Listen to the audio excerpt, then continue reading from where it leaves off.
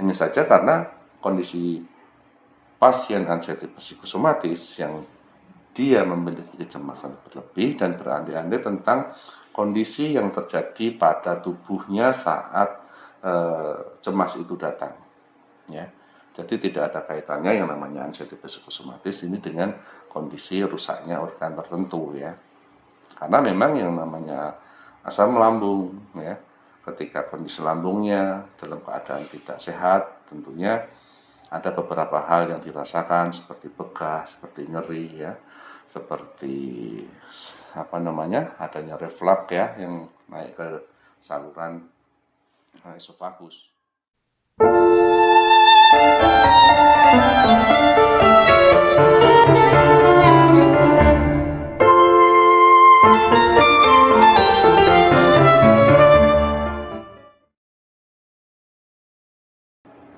Halo, apa kabar sobatku semuanya?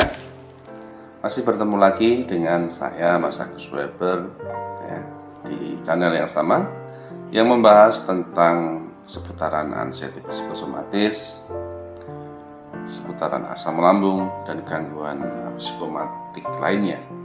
Pada kesempatan kali ini, sobatku semuanya, tentunya ada sebagian dari teman-teman masih mengalami kondisi anxiety psikosomatis, ya, berupa sensasi, berupa kondisi keadaan tubuh yang tidak nyaman tentunya. Pada kesempatan kali ini teman-teman, saya akan membahas mengenai toleransi makanan, ya, yang cukup untuk diperhatikan bagi penderita pasien gangguan cemas dan yang mengalami kondisi permasalahan mengenai asam lambung tentunya. Pada kondisi tertentu teman-teman, yang namanya asam lambung ini memang memerlukan kondisi khusus yang harus benar-benar dijaga, kondisi khusus yang benar-benar harus diperhatikan, lebih-lebih mengenai jenis makanan yang dikonsumsi. Ada toleransi beberapa jenis makanan yang diperbolehkan, ya, ataupun jenis makanan yang perlu diperhatikan, sehingga kondisi asam lambung, ya, yang pada saat ini teman-teman ini sedang mengalami ini tidak meningkat secara berlebih. Nah, jenis-jenis makanan apa saja yang perlu diperhatikan teman-teman, ya. Yang jelas mungkin teman-teman akan bertanya, dari jenis makanan itu apa saja yang perlu diperhatikan. Salah satunya makanan atau minuman yang mengandung kafein, tentu saja kopi teman-teman, ya. Pada sebagian orang, ya, kopi merupakan minuman yang baik juga untuk kesehatan pada kondisi tertentu teman-teman, ya, karena kandungan kafein dalam kopi ini bisa meningkatkan yang namanya hormon kortisol, ya, keinginan, ya, hormon yang menjadikan kondisi tubuh kita memiliki metabolisme yang tinggi, seperti katakanlah denyut jantung kita akan bertambah ketika kita sedang mengkonsumsi minuman kopi. Tapi pada penderita pasien cemas, asam lambung, ya, atau anxiety, mengkonsumsi kopi ini memang perlu dibatasi, ya, dalam kondisi sakit, ya. Pada kondisi sakit yang namanya konsumsi kopi ini memang perlu dibatasi. Kalau misalkan bisa sementara karena kondisinya belum sembuh atau pulih secara normal, kopi kalau bisa dihindari dulu, ya. Karena pada sebagian orang yang sedang menderita anxiety psikosomatis dan asam lambung, ketika mengkonsumsi kopi ini bisa menaikkan kadar asam lambung pada lambung kita, ya. Tentunya ketika asam lambungnya naik akan terjadi yang namanya bloating, ya, yang menyebabkan kondisi asam lambung naik sehingga menekan pada area katup dada. Kalau hal ini dibiarkan secara lama, tentunya akan menyebabkan sebagian orang yang menderita anxiety merasa tidak nyaman pada kondisi perutnya ya. Mungkin bisa merasa begah, mungkin bisa merasa tertekan pada bagian dada. Bahkan pada pasien anxiety psikosomatis dan asam lambung lainnya, ini bisa menyebabkan denyut jantung yang agak cepat. Karena ada perubahan denyut jantung yang agak cepat ini, biasanya teman-teman yang sedang menderita anxiety psikosomatis ini akan timbul yang namanya rasa was-was. Ketika rasa was-was ini timbul karena kondisi jantungnya berdetak lebih cepat, teman-teman mempunyai perasaan, mempunyai pemikiran bahwasanya jantung yang berdetaknya lebih cepat ini teman-teman berpikir bahwasanya itu ada permasalahan pada gangguan jantung, sehingga menyebabkan rasa takut, rasa cemas, jangan-jangan ada apa dengan kondisi jantungnya. Sebenarnya teman-teman, yang namanya kondisi anxiety psikosomatis ya, atau kecemasan atau gangguan pikiran ini tidak menyebabkan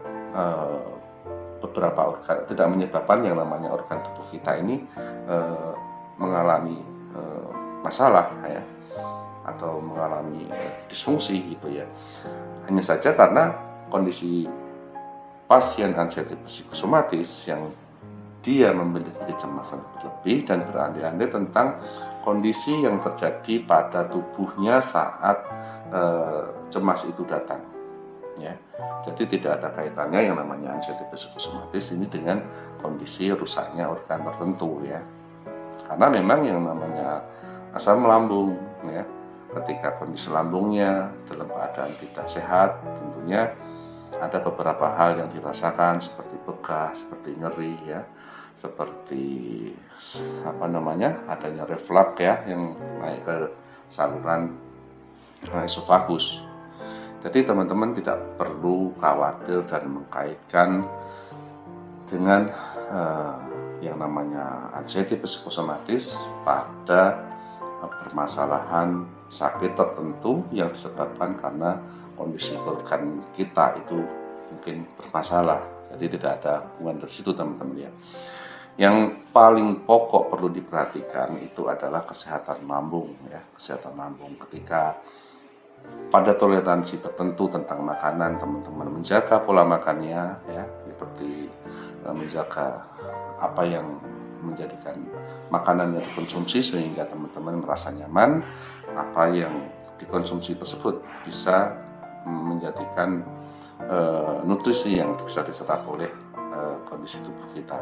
Begitu teman-teman ya. Toleransi makanan yang perlu dihindari lagi ya, seperti kondisi tepung-tepungan ya, tepung-tepungan yang banyak mengandung gluten tentunya, yang susah dicerna oleh lambung ya. Tentunya ini hanya sementara ya, ketika teman-teman sudah merasa sehat dan tidak ada keluhan di lambungnya. Beberapa makanan yang kemarin sempat kita hindari, ketika sudah lambung ini benar-benar sudah normal, bisa dimakan ya.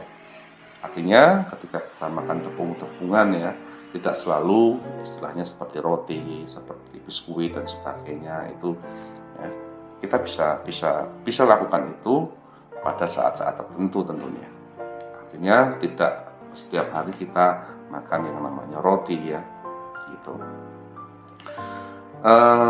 Kondisi ini teman-teman memang perlu diperhatikan yang namanya makanan ya. Dulu saya juga demikian, bahkan sewaktu parah-parahnya terkena asam lambung dan anxiety psikosomatis, itu saya benar-benar menjaga yang namanya jenis makanan yang saya konsumsi ya, mulai dari minumannya ya, mulai dari jenis makanannya ya, tentunya untuk cepat sembuh dari kondisi lambung kita yang sedang bermasalah.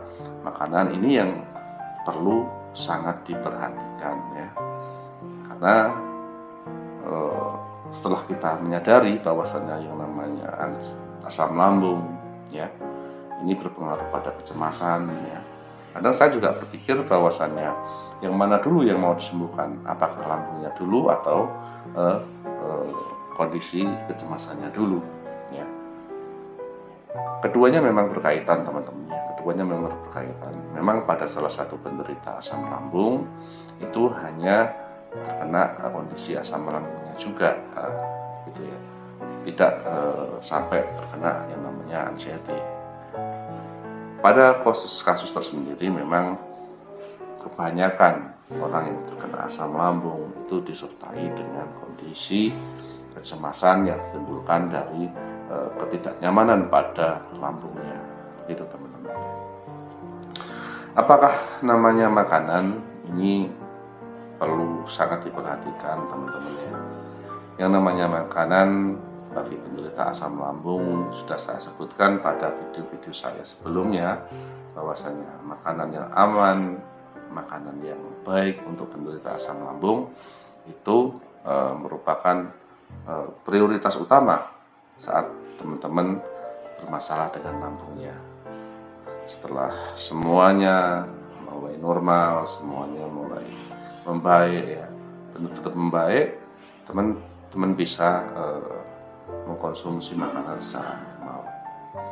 Bahkan seperti saat ini teman-teman ya, saya setiap pagi mengkonsumsi yang namanya cuka apel ya. Cuka apel itu saya konsumsi sebelum pagi hari bangun tidur untuk membersihkan atau menguatkan kondisi lambung saya. Di samping untuk antioksidan, bisa sebagai terapi pembenahan lambung kita. Namun bagi teman-teman yang saat ini masih merasakan lambungnya tidak nyaman, tentunya saya tidak menganjurkan untuk mengkonsumsi seperti jeruk nipis, seperti cuka apel. Ada jenis-jenis makanan lain ya yang perlu ditoleransi ya, pada batasan tertentu itu boleh dikonsumsi ya, seperti pedas itu ya. Sebenarnya pada kondisi lambungnya sudah membaik, itu teman-teman bisa dan dibolehkan untuk mengkonsumsi yang namanya rasa pedas dari kondisi tersebut. Namun pada batasan tertentu dan level tertentu, karena tidak dianjurkan juga ketika asam lambung sudah sehat, teman-teman mengkonsumsi yang namanya pedas itu berlebih ya, mungkin pada level tertentu ya, dengan kondisi super hot ya, itu tidak dianjurkan. Begitu juga dengan makanan-makanan yang lain ya. Jadi itu saja teman-teman pada kesempatan kali ini. Semoga pada kesempatan kali ini video saya memberikan satu penyegaran untuk teman-teman semuanya, memberikan satu motivasi untuk teman-teman semuanya, bahwasanya toleransi makanan kita perlu perhatikan. Jika sudah sehat boleh, tapi pada batasan tertentu, karena selama kita mengalami yang namanya asam lambung ya, kita benar-benar cukup memperhatikan ya, untuk menghindari yang namanya makanan-makanan yang tidak baik untuk lambung kita tentunya. Sementara itu saja teman-teman yang sedikit saya sampaikan ini, semoga bisa memberikan satu wacana, memberikan satu tambahan ilmu untuk teman-teman semuanya untuk bisa sembuh dari yang namanya asam lambung dan anxiety psikosomatis ya. Yang namanya asam lambung teman-teman dan yang namanya anxiety psikosomatis ini sembuhnya bahkan saya tidak menyadari. Dengan berjalannya waktu menata pola makan dan berjalannya waktu menata pola pikiran, yang namanya anxiety psikosomatis dan gejala sensasi dari asam lambung ini hilang dan akhirnya sembuh ya. Jadi teman-teman tidak perlu khawatir bahwasanya yang namanya asam lambung dan anxiety psikosomatis itu bisa sembuh normal ya, bisa dirasakan yang namanya sehat sehari-hari itu menyertai teman-teman semuanya. Jadi teman-teman harus bersemangat, teman-teman harus kuat ya, memiliki dasar pemikiran yang namanya anxiety psikosomatis itu bisa sembuh total. Itu saja teman-teman, terima kasih sudah menonton video saya. Semoga yang sedikit ini bisa bermanfaat, yang sedikit ini bisa menjadikan wasilah untuk teman-teman semuanya untuk sembuh. Terima kasih, selamat siang teman-teman, bye-bye.